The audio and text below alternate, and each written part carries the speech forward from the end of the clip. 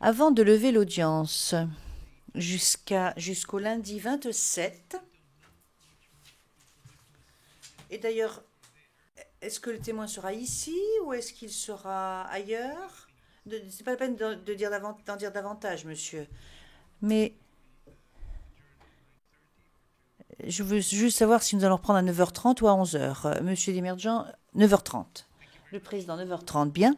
Merci beaucoup. Donc, avant de lever l'audience, j'ai une décision à rendre au sujet de la publicité du procès.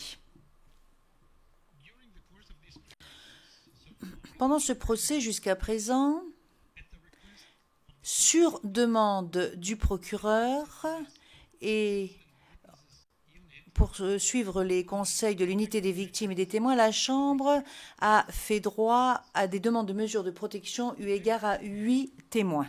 Les mesures en question sont passées par l'utilisation de pseudonymes ainsi que l'altération des traits du visage et de la voix et le recours à des huis clos partiels pour certaines parties de la déposition. Le but était de préserver la confidentialité ou de garder confidentielle plutôt l'identité du témoin afin d'assurer la sécurité des témoins tout en permettant tout en pouvant entendre la teneur de la déposition en public dans la mesure du possible. Malheureusement, très malheureusement d'ailleurs, cependant, la Chambre a été informée qu'il y a eu plusieurs tentatives pour rendre public et identifier publiquement les témoins, notamment en passant par les médias sociaux. Il ne s'agit pour le moment que de conjectures, mais ce sont des conjectures qui ont quand même perturbé de façon importante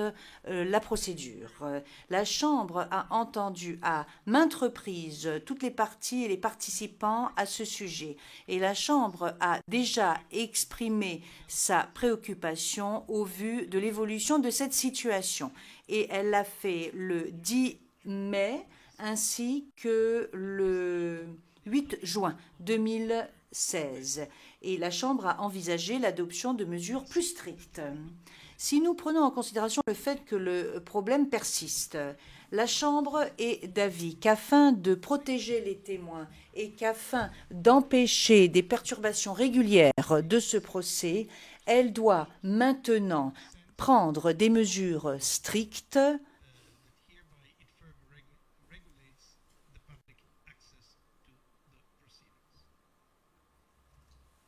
et ce pour véritablement réguler l'accès public à la procédure. En prenant cette décision, la Chambre a pris en considération deux principes qui sont essentiels, qui doivent être préservés, à savoir le fait que les accusés ont le droit à avoir des audiences publiques en application de l'article 67.1 du statut, d'un côté, mais par ailleurs, la Chambre et la Cour a pour devoir de prendre des mesures appropriées pour protéger les témoins et sur l'application de l'article 68.1 du statut. En fait, l'article 68.2 du statut indique de façon explicite que la publicité des débats n'est pas absolue et que des exceptions sont autorisées, et ce afin de protéger justement les témoins. Vous avez également la règle 87 du règlement de procédure et de preuve qui régule ce type d'exception ainsi que les procédures pour leur mise en application.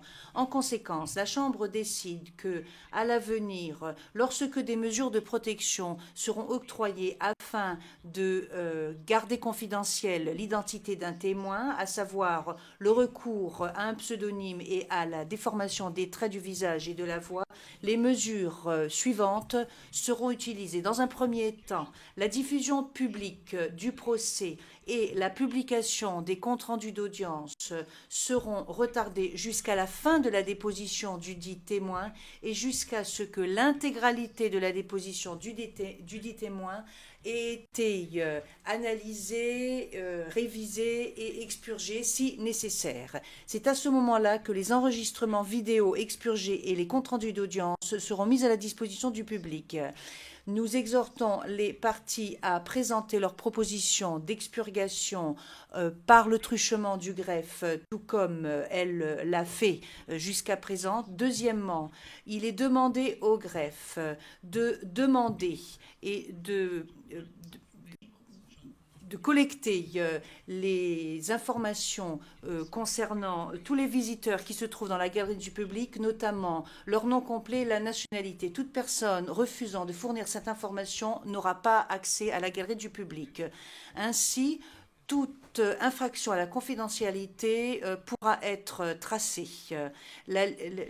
Cette liste qui sera tenue sera conservée confidentiellement par le greffier, et sera transmise à la Chambre lorsque cela sera demandé par la Chambre.